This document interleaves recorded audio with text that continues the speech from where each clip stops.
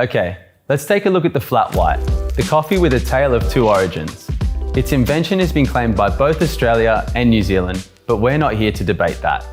Wherever it started, it's a great coffee and it's growing in popularity all around the world. Let's see how to make one. First, purge your group head and preheat your portafilter. Remove and then dry before grinding. Next, grind your freshly roasted beans. Give the portafilter a few taps like this to settle the grounds before tamping on a level surface. The most important thing is consistent pressure each time and to visually check that your tamper is level. Use the razor tool after tamping to ensure you have the correct dose. It precisely controls the height of the tamped coffee, a critical variable. Place the portafilter firmly into the group head. Before you start the shot, make sure you set your cup underneath. Today, we're splitting our shot between 2 cups. The reason for this is most experienced baristas use the double basket to split the shots to maximize the recipe needed to create a balanced extraction. Hit the 2-cup button. Espresso should drop from the spouts at around 8 to 10 seconds. What we're looking for is a flow that looks like warm honey. Just a note about the machine we're using here, the dual boiler. Like cafes, this machine has a dual boiler heating system, so you can also steam the milk while you're extracting the shot if you like. If your machine has a single heating element, brew the shot first, then texture the milk. Pour the cold milk into the jug, up to the bottom of the spout. Before we begin, purge to clean out the steam wand, clearing condensation and milk residue.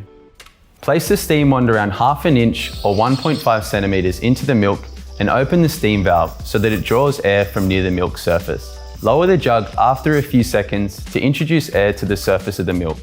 A flat white will have a thinner layer of microfoam compared to a latte or cappuccino. Remember, if it screeches, lower the jug further. Key here is to texture first and then focus on temperature. In texturing the milk, I'm aiming for a temperature around 140 to 150 degrees Fahrenheit or 60 to 65 degrees Celsius. A good manual indicator would be when the jug becomes too hot to touch. For non-dairy, I would recommend not going over 130 degrees Fahrenheit or 55 degrees Celsius, as the milk can start to separate or curdle. This is what we're looking for, a velvety and silky smooth texture. Remember to swirl the jug to distribute the air so the microfoam is mixed in evenly.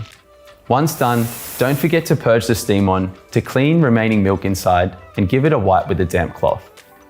Now for a flat white, we're going to pour for a head depth of around 1/4 inch or 5 millimeters, so that it matches its name with a nice flat top.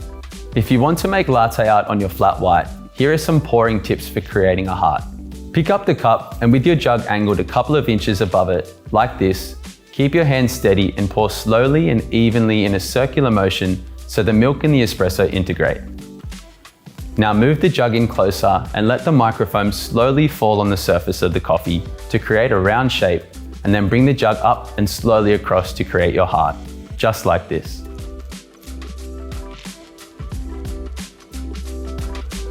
And there you have it, the flat white. Enjoy.